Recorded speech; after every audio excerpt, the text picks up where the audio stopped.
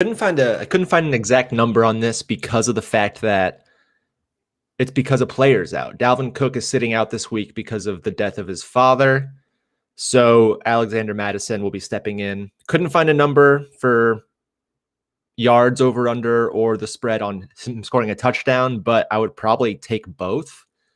When Mattison gets touches, he's extremely effective. He ran for 112 yards on 20 touches against the Seahawks in week 5 and 69 yards on 12 touches against the Lions in week 9, going against the Lions again in week 17. Lions rush defense is terrible. Really, really bad. They allow over 135 yards per game on the ground, and they've allowed 18 rushing touchdowns this season to running backs. Yeah, it's truly unfathomable numbers for the Lions rush defense. And I think, I've seen a lot of bad draft picks in my lifetime. Big Mike Williams, 10th overall. Joey Harrington, 3rd overall. Jelani Tavai is the worst Detroit Lion of my lifetime. He's absolutely awful. They picked him. They picked an injury-prone, slow linebacker out of Hawaii in the 2nd round 2 years ago when no one else had him graded before a 3rd round pick. Classic. Slowest player in the NFL who starts. Worst tackler in the NFL. I mean, it's every week has been a sad amalgam of his highlights. And Lions fans, we don't really like to beat up on our players. We beat up on our coaches.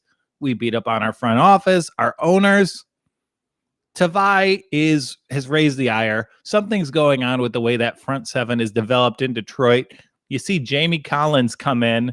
Oh, we know this guy went to Cleveland before. He needs to be used in a certain way. It's why he was effective in New England and not Cleveland. We're using him like the Browns did. It's crazy. Are the Lions getting all their coaches back this week? That's such an impossible question to even answer, Steve. At this point in the season, what constitutes being a coach for the Detroit Lions?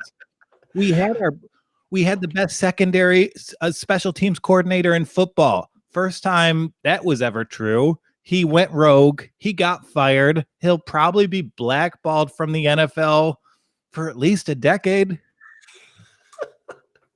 Special teams is the only thing that did anything on Sunday. Yeah, we have great special teams, and you know what happened?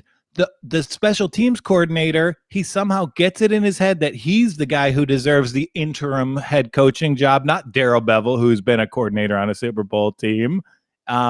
He throws a hissy fit when Bevell gets the job, and then in Bevell's 2nd week, he goes rogue with a fake punt that only 2 players and the coordinator know it's a fake punt. He got fired. That's great. Love that. Yeah, at the very least, we do have the best punter in football, and we are going to need it. And I will pull up Mattison's previous games against when he got a lot of carries. You got 2 pretty convincing games against Seattle. He got 112 yards. Against Detroit, he got 70 yards on 12 carries. My only worry is October 18th, 10 carries for 26 yards against the Atlanta Falcons. Mm-hmm. That's my scare. Ooh, that was a sassy. You knew about that one, didn't you? Oh yeah, for sure. I had to, cherry pick my stats. I ignored that one. It was hard this week. And he is battling a concussion, but it's likely he will play this week. So and he'll get a ton of carries. How much do I watch this game, Steve? You have to watch the whole thing. I have to watch. You've watched every other game. I've watched every snap of every other game, and it's the worst matchup on the slate by far. Are the Lions playing for anything in terms of draft position? Like if they lose and a couple other teams win, do they move up? If we lose, we can be as high as 3rd. If we win, we can be as low as 15th. Oh my God.